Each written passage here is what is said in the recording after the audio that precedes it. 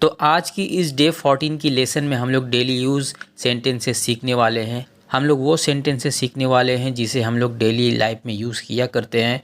तो ये सेंटेंसेस को बनाना बड़ा ही इजी है। अगर आप वीडियो को पूरा देखते हो तो आपको पूरा आसानी से समझ में आ जाएगा कैसे सेंटेंस बनाना है। मैं सबसे पहले आपको स्ट्रक्चर बता दूंगा किस स्ट्रक्चर से सेंटेंस बनाना है, उसके बाद उसे आपको ट्रांसलेट करके भी दिखाऊंगा। कुछ एग्जाम्पल मैं यहाँ पे दूंगा, उसके ज़रिए आपको आराम से समझ में आ जाएगा कि सेंटेंस को कैसे बनाना है। तो वीडियो को आपको ध्यान से देखना है, ज़रा भी स्किप नहीं करना है। तो चलिए वीडियो को स्टार्ट कर लेते हैं। सबसे पहले जान लेते हैं सेंटेंस कौन कौन सा है। मेरी सलाह मानो और कहीं घूम कर आओ। उसकी सलाह मानो और तुम ये नौकरी कर लो। राजीव की सलाह मानो और अपनी पढ़ाई मत छोड़ो। शिक्षक की सलाह मानो और ये किताब खरीद लो। तो ऐसे सेंटेंसेस हम लोग कभी ना कभी बोला करते हैं। मेरी सलाह मानो, उसकी सलाह मानो, ये तो हम लोग बोलते हैं ना। तो इस वीडियो में देखिए यहाँ पे यही कॉमन दिखा है, मेरी सलाह मानो, उसकी सलाह मानो, राजीव की सलाह मानो। तो ये कॉमन दिखा है, ठीक है। तो ये एक सेंटेंस है। तो इस तरह की सेंटेंस को इंग्लिश में बनाना सीखेंगे। तो उसे कैसे बनाना है, सबसे पहले स्ट्रक्चर जान लेते हैं। कौन सा स्ट्रक्चर यहाँ पे यूज़ करना है, ठीक है। आपको स्ट्रक्चर को बड़ा ही ध्यान से देखना है, क्योंकि स्ट्रक्चर अगर आप नहीं समझ पाओगे तो आप सेंटेंस नहीं बना पाओगे। मैं स्टेप बाय स्टेप आपको स्ट्रक्चर बता रहा हूँ, आपको सेम वैसे ही सेंटेंस बनाना है और स्पीक भी करना है। क्योंकि कैसे, अगर आप स्पीक नहीं करोगे तो आप कैसे इंग्लिश बोलोगे। इंग्लिश बोलने के लिए स्पीक करना ज़रूरी है, ठीक है। तो चलिए जान लेते हैं वो स्ट्रक्चर क्या है, ठीक है। देखिए गाइज, यहाँ पे ये स्ट्रक्चर है। सबसे पहले आपको टेक लगाना है, ठीक है। सबसे पहले आपको टेक ऐड करना है, उसके बाद सब्जेक्ट टू, ठीक है। और फिर उसके बाद एडवाइज़, ये आपको देना है एडवाइस। एडवाइस का मतलब सलाह देना, ठीक है, एडवाइस। उसके बाद एंड, ठीक है। उसके बाद बाकी की सेंटेंस जो आप सेंटेंस बोलना चाहते हो। क्या समझ में आपको? Take plus subject to plus advice plus and, उसके बाद बाकी की जो सेंटेंस है वो आपको बोलना है, ठीक है। और यहाँ पे देखिए सब्जेक्ट टू है तो यहाँ पे सब्जेक्ट भी हो सकता है, मेन सब्जेक्ट भी हो सकता है। वो मैं सेंटेंस के जरिए आपको आसानी से बता दूंगा कैसे सब्जेक्ट यूज़ किया जाता है और सब्जेक्ट टू कैसे यूज़ किया जाता है, ठीक है। वो जो मैं एग्जाम्पल दूंगा, एग्जाम्पल के जरिए आपको अच्छे से समझ में आ जाएगा।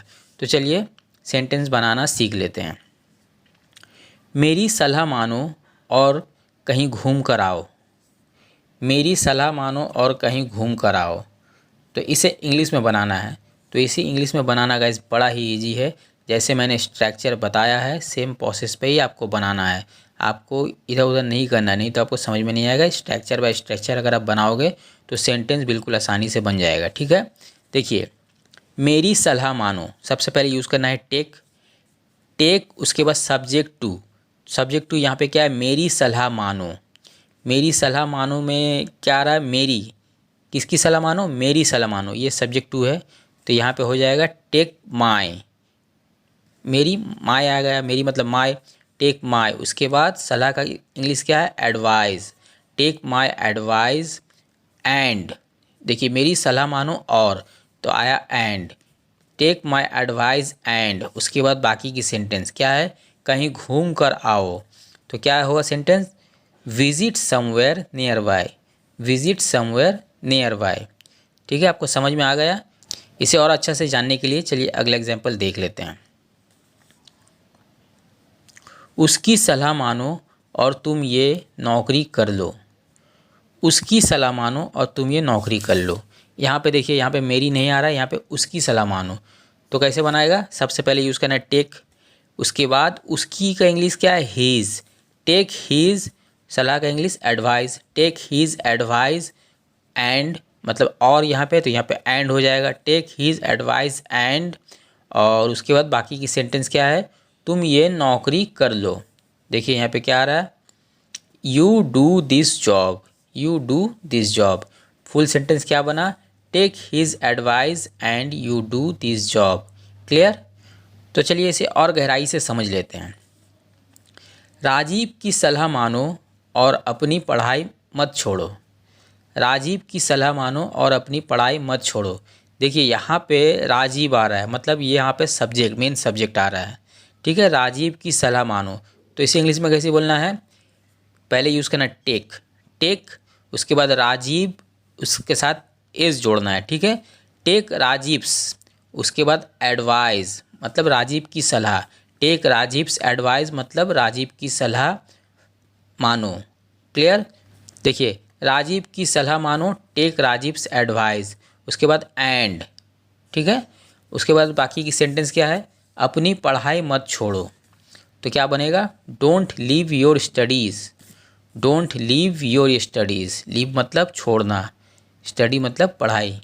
ओके, चलिए अगला एग्जाम्पल देख लेते हैं, और ये लास्ट एग्जाम्पल है। इसे देखने के बाद आपको पूरा क्लियर हो जाएगा कि स्ट्रक्चर से कैसे सेंटेंस बनाना है। आपको गाइस मैं एक चीज़ बता देना चाहता हूँ, आप जब भी ऐसे सेंटेंस बनाओ तो आपको स्ट्रक्चर को हमेशा याद रखना है। स्ट्रक्चर अगर आप ऐसे याद रख लेते हो तो आपको इस तरह की सेंटेंस बनाने में कोई परेशानी नहीं होगी, आप आसानी से स्पीक भी कर पाओगे और आसानी से कहीं लिख भी पाओगे, ठीक है। तो इसमें आपको कोई प्रॉब्लम नहीं होगी, उम्मीद करता हूँ। चलिए लास्ट वाला एग्जाम्पल भी देख लेते हैं। शिक्षक की सलाह मानो और ये किताब खरीद लो, शिक्षक की सलाह मानो और ये किताब खरीद लो। शिक्षक की इंग्लिश क्या है, टीचर।